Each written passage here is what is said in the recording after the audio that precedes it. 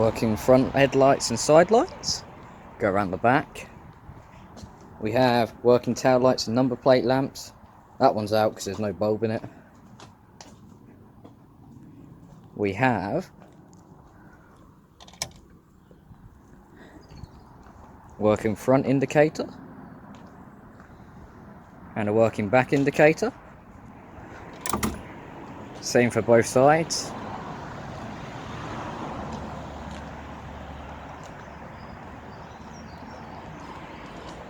We have headlamp flasher, dip beam and high beam.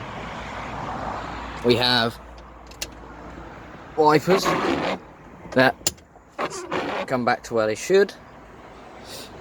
We got interior lamp, works.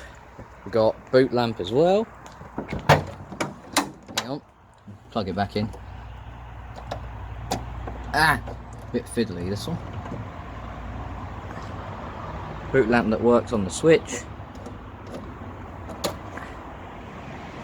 All the electricals work in this thing now. I am amazed.